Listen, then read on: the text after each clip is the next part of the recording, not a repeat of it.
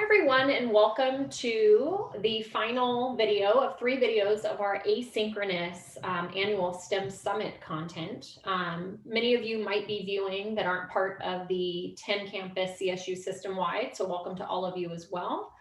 For the rest of our partners, Don Haviland and I today will be covering system-wide using summative evaluation and system-wide initiatives, thinking about your institutionalization and future grant activities. Oh, excuse me, here we go. There we go. And so I'm Avery Olson, and it's great to see you all again. I'm the director of CEEE, and I'm going to let Don introduce himself. Hi, everybody. I'm Don Haviland, and I am the Department Chair for Educational Leadership and also the Executive Director of CEEE. Thanks all for watching. Okay. And at this time, I think I'm going to actually mute my video, and Don might as well, so we could jump into the content here. Perfect.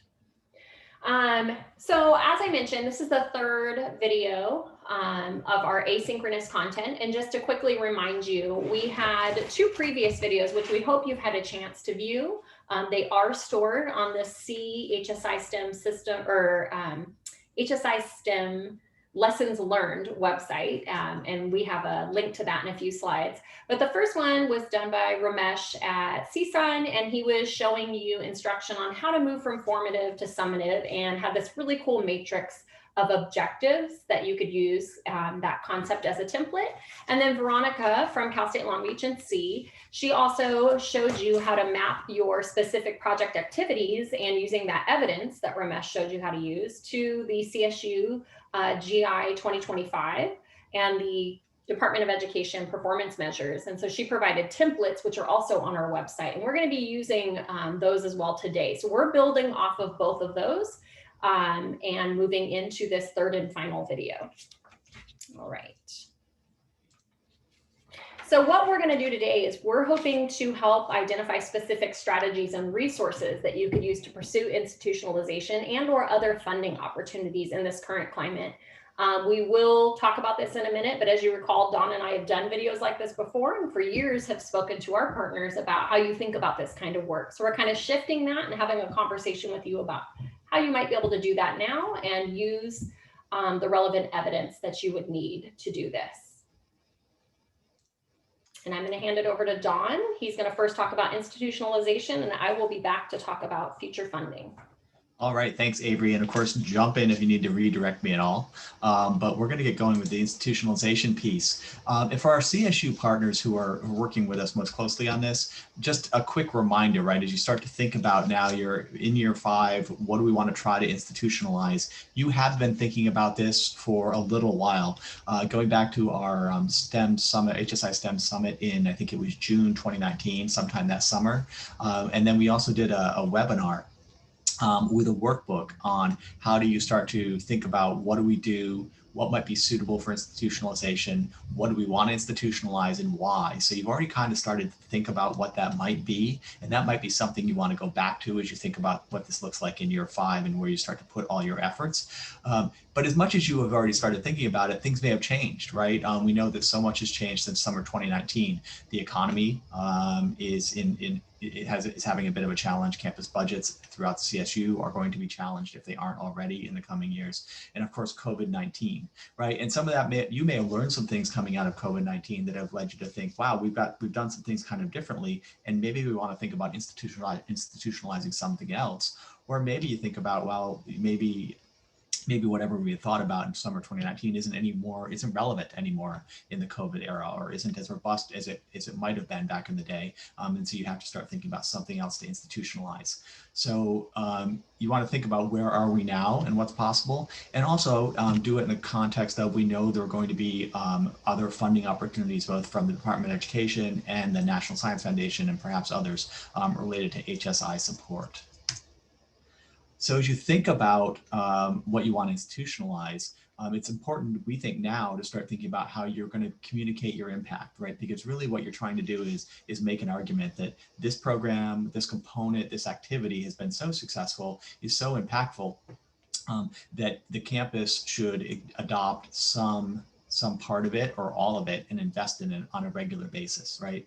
So think about the evidence you have, your program and evaluation data. So not all of your data is evaluation data. Some of it's data you're keeping within your program itself. You might consider looking at the data sort of pre-COVID and post-COVID and seeing if that would help you articulate a case one way or another for why you might want to institutionalize something. We are in C, working with our CSU partners also, to prepare infographics. So things that are, I think, a little more visually appealing and really digest the main points that you want to make about here's the goal of this activity or program and service, here's the impact that it's had, here's why you should invest in it, right? So thinking about ways to communicate in very quick, concrete ways, an infographic, a 30-minute pitch, a 2-minute pitch, whatever that looks like.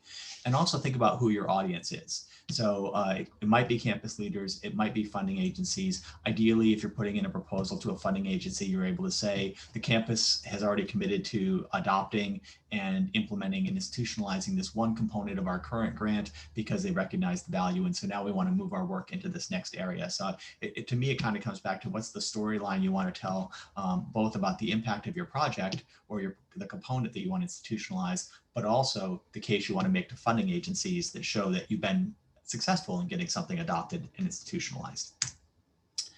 As you also think about institutionalization, anticipate the obstacles and challenges that may come your way so that you have, I think, maybe some responses or some strategies, some counter arguments, if you will, right? So certainly the challenges have really changed since we started doing the summit in 2019, right? So the CSU system is now predominantly in alternative modes of education. We have really started to, while many projects were looking at sense of belonging and culturally relevant pedagogy, I think our sensitivity to those issues have been heightened now that we're off campus and trying to maintain our connections with our students. So I think that's just navigating that can be a challenge as you think about institutionalization, about how do we know the impact of this particular component of a program, and where do we want to go from there? I think as a result of COVID-19, we're probably seeing, we talked about shifting budgets and commitments, changing institutional priorities. Leadership changes could be good or bad, right? You might have had a dean step down who was invested in your project or a real advocate, and someone step in who maybe doesn't know your project as well, but you might have a new vice president of student affairs who could be a very a strong advocate or buy into a peer mentoring program, for instance. You never know. So it's kind of thinking about that political terrain, identifying the challenges, but also maybe the opportunities as well. And when you think about these obstacles and challenges, think about your counter arguments or your strategies. So for instance, I think what we've got here, right? If you can find synergies with others, if there are other programs like yours on campus, and you can say, well, the three of us can combine together, and it's worth, if you can implement this program on campus, it's worth investing it because you've got 3 programs and kind of 3 different groups of students who are going to benefit from this program.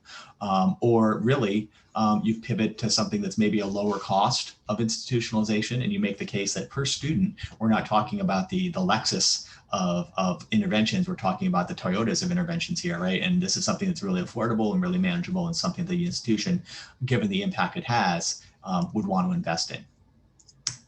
So just to give you a little example of how this might play out, and this refers back to something of the video that Veronica did just before this on mapping to GI 2025. And this is purely, what do you want to call it, Avery? Just a kind of a made up example, right? Yeah. We're using Cal State Long Beach as an example, but not that project specific data or evidence.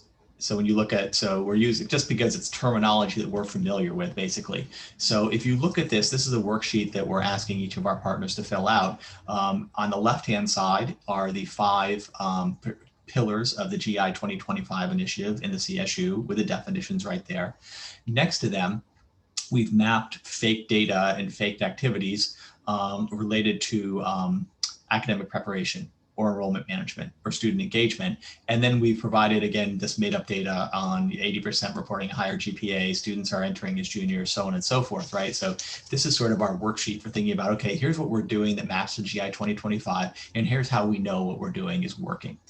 And this is sort of a 30,000 foot picture of this hypothetical program, because when you read down that middle column of relevant project activities, one of the things that you see a lot of are these transfer learning communities. We see it maps to academic preparation. We see it maps to enrollment management. We see it maps to administrative barriers. Okay, so we look at that and we think, well, wow, okay, and the data is looking pretty good on that. So maybe that's what we want to think about making a case for institutionalizing. So coming out of this sort of 30,000 foot picture, we decide to zoom in a little bit and say, okay, let's see if we can make a case for institutionalizing transfer learning communities based on how they map to GI 2025, presumably how they map to campus goals and priorities, and because of the strength of the evidence that we have on impact. And this gives you a little example of what that might come back to you as once you work with Veronica to make that determination. So there will be an infographic, let's say in this case, transfer learning communities for STEM transfers. And this first part, for instance, would say, well, here are the big goals. Here's the purpose of the program: to create community, to create a sense of belonging, to increase STEM identity, things like that, right? And here's how they map.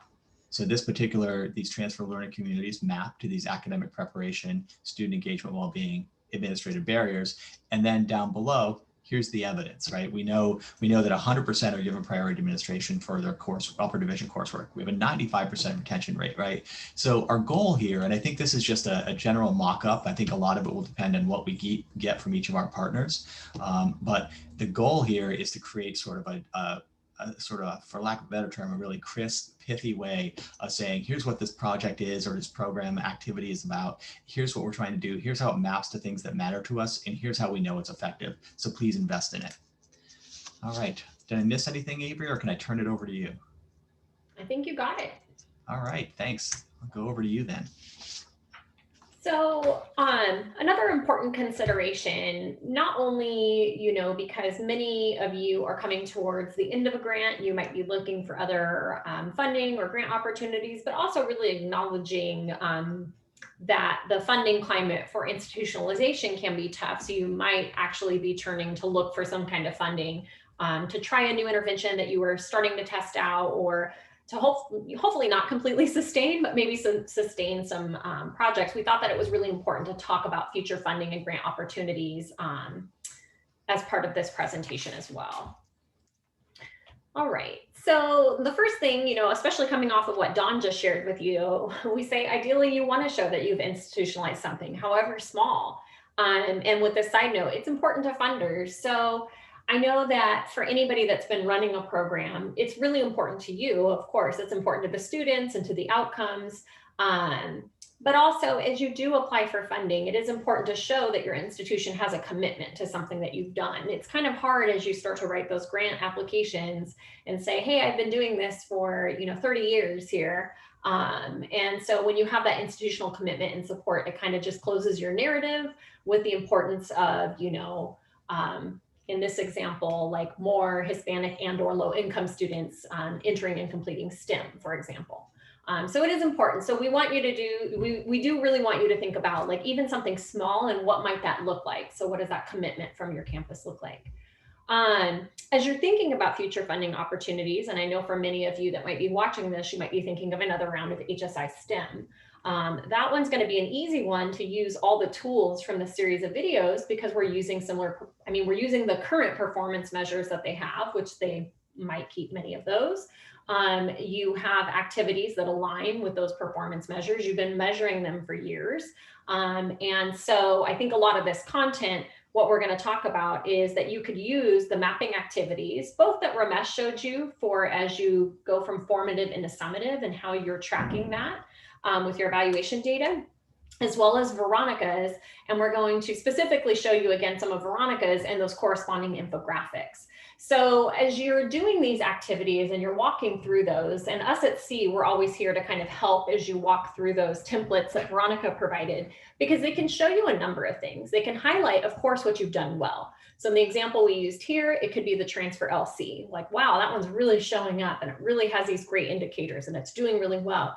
But it might show you this, what we say is a potential growth area. Maybe there was a part of your project activities that you did that wouldn't be ready for stateside commitment, but you think, wow, if I had some additional resources, example, another grant, I could focus on this one and I could really, increase sophomores that go from the pre-major into the major in their junior year or something like that. So look at it as both your bright spots and then your areas that you could focus on. So you can highlight your strengths and weaknesses. You can use that information quickly. You know, a great thing to do in a funding application is use tables as much as possible. So you might be able to directly plop stuff out from these exercises we're asking you to walk through that can show your strengths and what you've done as part of your narrative. And so again, use that to demonstrate need.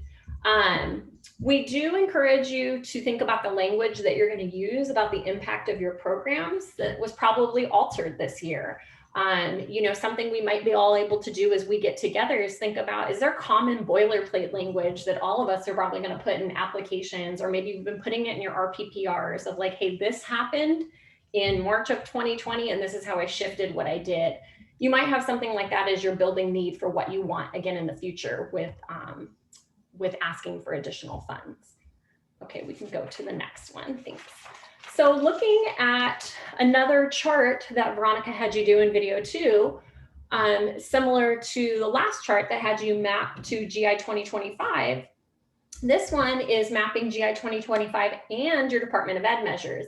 So you could see, again, using our Sequedo, our like fake Sequedo program that we're using in SEEP for this video, with our activities to the GI 2025 pillars, to specific Department of Ed performance measures, and then the evidence that might be had. This is saying, going back to what Don said of like the 30,000 foot view of like, okay, looking, this is how these things might connect.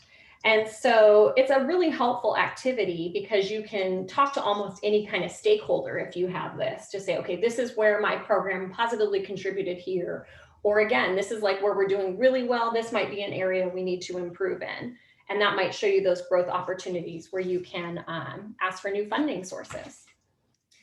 So we can go to the next one. So this is also something that we have templates for that we can provide to you at C. Now I will say this infographic is saying, all right, you know, this is actually the bottom of that other infographic. So if we took that same activity of the transfer learning community, and this is mapping this activity to the Department of Ed performance measure. So there were, in this fake example, 2 specific performance measures that it was mapped to, the number of students that were coming, and then this outcome. And it shows that it maps to measure H and F. Now, I will say this is great.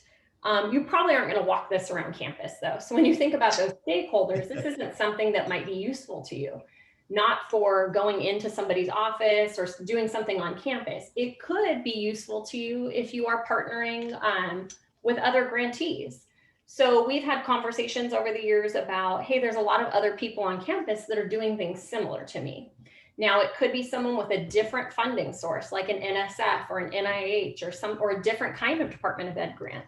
You might just have this quick snapshot to say, I have 50 students and we're looking at enrollment and academic standing. That's what my funder is calling it. How about you? So it's bringing your cards to the table where you might be able to think about, what are we doing? We might need to be collaborating together in the future, but this isn't likely one that you're going to walk out to audiences on your campus. Department of Ed might like to see it though. Yeah, we can go to the next one, thanks. So that's our little spiel for you today about thinking about all of the work that you've done, how you move that forward, either on your campus. It should be either or something like that. It should be on your campus and for future funding efforts. What we want you to do for the partners that would be watching this, we will all be meeting together as our final kind of in-person meeting to conclude this summit that we're having this year this way. So preparation for that, if you could bring the drafts of your templates with any questions you might have, we can really use that space to help you finalize that and think about your next steps. As you work on this, you can send questions directly to Veronica. And it's the sooner that you get your materials to her, she can start working on those, and then you can use those things sooner. So we'd love to have you do that too. And that is it for us today in this video, and we look forward to seeing you all very soon. And thank you very much. Thank you, everybody. Take good care.